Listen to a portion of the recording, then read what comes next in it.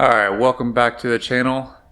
So I ended up doing a thing. So let's go look what I got in the back of the truck right now.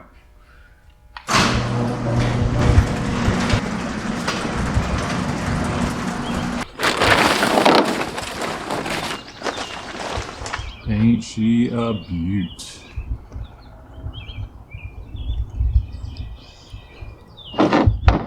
I'm gonna go ahead and get this pulled out of the truck and then I will talk about it.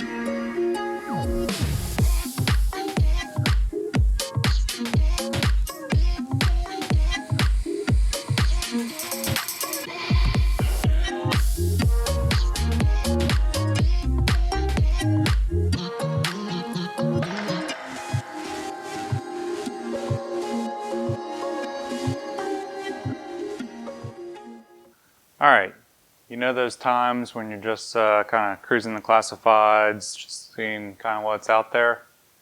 Yeah, well, I was doing that yesterday and searching for a Holley intake, and I found a whole engine. So yeah, I went and picked this up last night. It was about 2.5 hours away, but we made a good trip of it. We were able to stop by Ashley's family and surprise her uncle on his birthday, so that worked out really well. That was a lot of fun.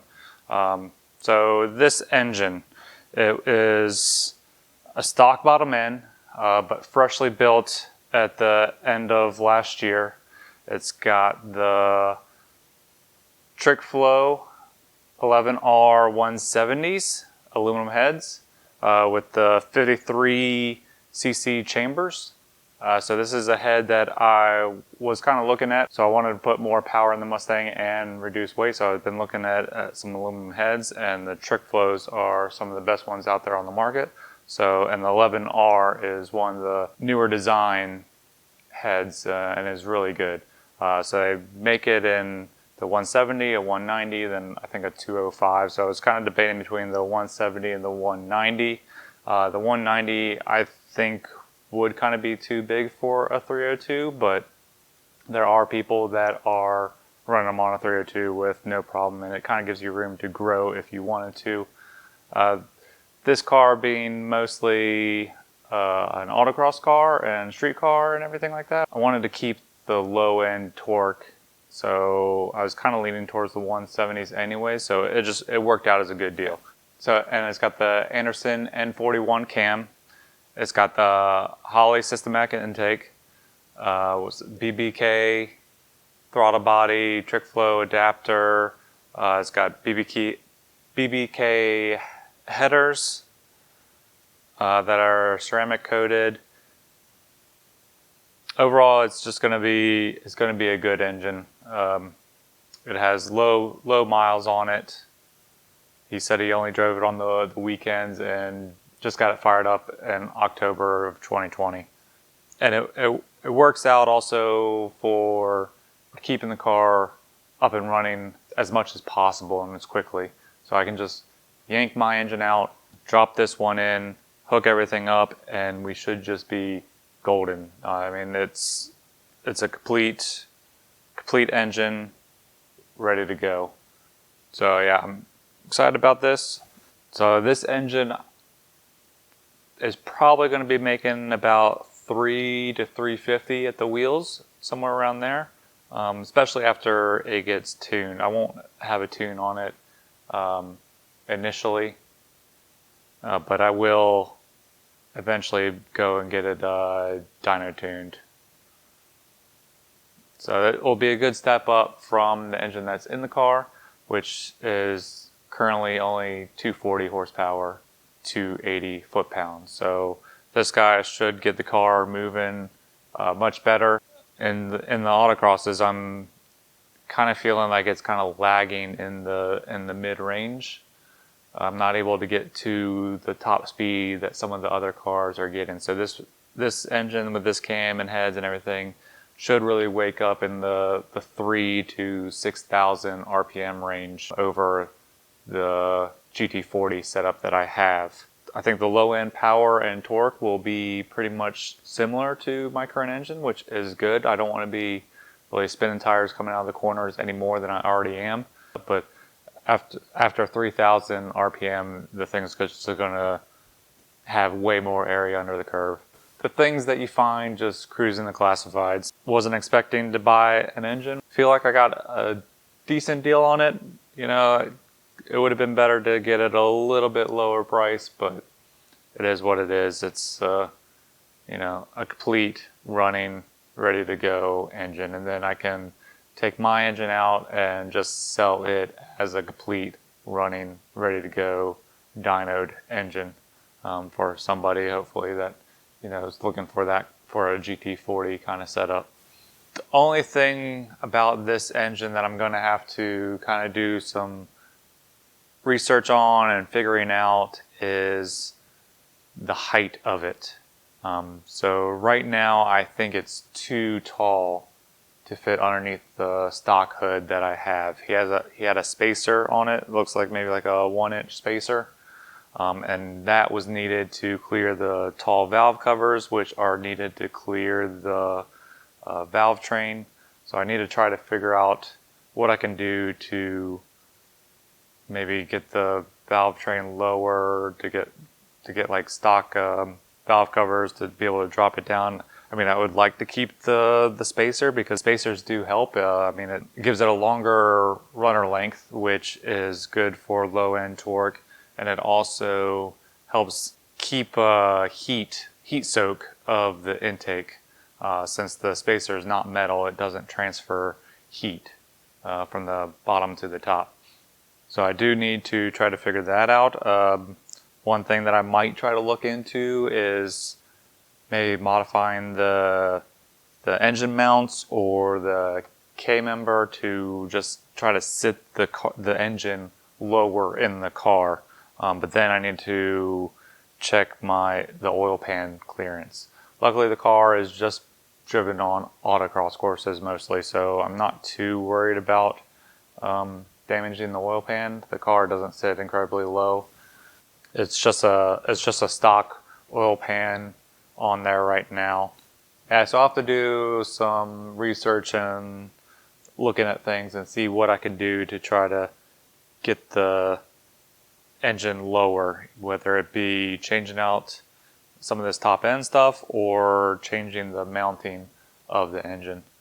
So yeah, once I figure out that, all that we have to do is pull out the old engine and drop this one in. All right, I think I have a plan for mounting this engine into the car. I want to try to keep all that stuff. I don't want to be changing out parts. So to do that, I'm going to try to drop the engine in the car by putting in different motor mounts. So I have these mounts, which are for doing like a 351 swap. So you'll see that they are just solid mounts, where the stock ones have the rubber in there. So they're going to be, the engine will be solidly mounted, which is bad for vibration, but it will be good for translating the power to the ground, because now there won't be any loss power going into twisting the engine and the chassis. All that will go to the transmission and to the wheels. It's not a lot, but it will be a little bit. But the main thing is these are supposed to drop the engine 1.25 inches, I believe. I've measured in between the oil pan and the cross member, and I have 3 inches right now with the stock mounts. So I'm going to put these guys in it and see how much that drops me down. I think doing some measurements between this engine, the very top of this engine to a point, and then measuring the same point on the engine in the car. I think I only need to go down like an inch, which is a lot, but so I'll put these in and see how much that drops it down.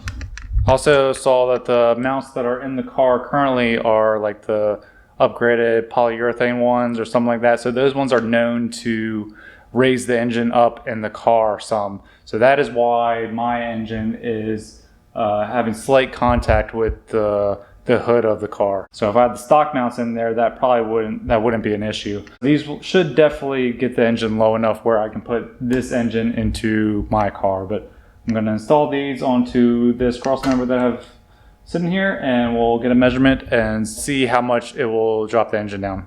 All right, so I have the 351 drop mounts on, and I measured between the center of the oil pan to the top of the cross member, and with the stock mounts it was right at 3 inches. With these I'm at 2 1/4, so that's only giving me a 3 1/4 inch drop, where they claim to be 1 1/4 inch. So I don't really know where they got the 1 1/4 inch from.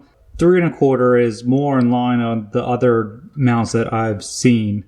I'll need to go measure that same distance on the car and see what my difference is going to be with these ones versus the ones that are on the car. But they might be enough to get this tall intake underneath the hood. We'll have to see. I really don't want to have to do any cutting or changes to the hood. So let me go measure what's on the car and we'll see what we can do.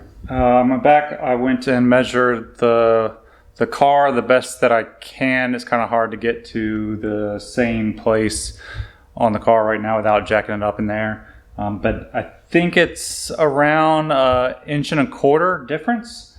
So that's really good. But I know that those motor mounts on the car, as I said, raise the engine up a little bit higher than the stock mounts. I think all I need is like 1 inch. So if I'm around 1 inch lower, that's good. One thing that I did notice that I didn't think about is that the steering rack goes right through there, right underneath the oil pan. So whenever I install this engine, I'll need to check that I have enough clearance between the steering rack and the oil pan. I think there should be enough. That's one thing that I'll need to check. I think they do make like offset bushings or something for the steering if really needed to, but I already have like Delrin bushings on the steering rack, so I don't really want to do anything else. I want to keep the rack solidly mounted kind of how it already is, so I don't want to have to buy more parts. But yeah, so I think these mounts will work. So next thing now is to pull out the engine and get this one fitted in.